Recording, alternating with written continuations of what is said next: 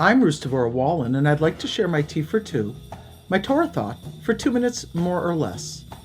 This week's Torah portion is Parshas Bo. It begins with God telling Moses to go to Pharaoh and tell him to let the Israelites leave Egypt to serve God. As we have said in a prior tea for two, Bo does not mean go to Pharaoh, it means come. Some of the commentators explain this means that God is coming with Moshe to Pharaoh, giving him strength and connecting with him to make sure that he has all of the resources and strength he needs to complete this very challenging mission.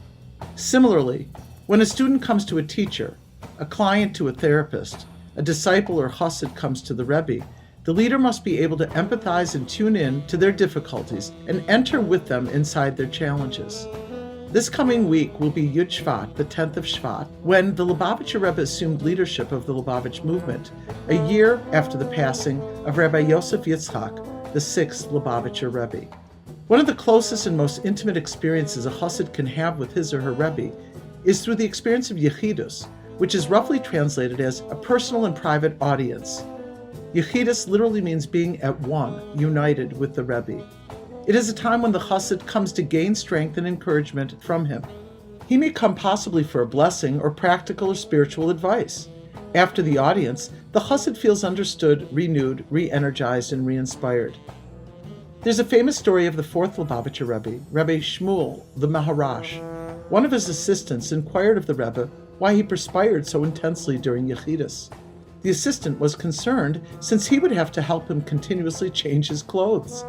The Rebbe would become drenched in sweat between meetings. So the helper asked for an explanation. The Maharash answered, "When a chassid comes to me for Yechidus, I have to take off my personal garments, my personality and consciousness, and put on the disciple's garments in order to fully understand his state of mind and his issues. Then, in order to advise him and guide him, I need to take off his garments and put my own back on.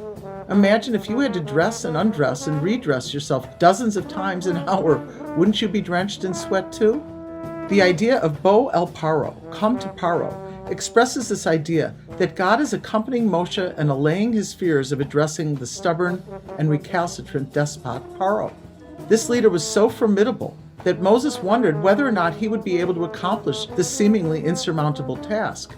Hashem tells Moshe in this word, Bo, that he's coming along with him in this trial. Since avoiding the inner pain just makes suffering more challenging, we are asked to come into the challenge. There's a therapeutic quip that states, the only way to it is through it. In other words, the divine is found in the suffering itself, not in trying to avoid it. One of the lessons from Parshas Bo is whatever predicament we are in, God is with us, accompanying us and giving us strength.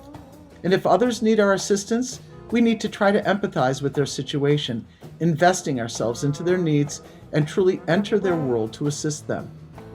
May God give us the strength to be able to be sensitive to the needs of our fellows, and may we have the confidence that God is with us amidst our challenges.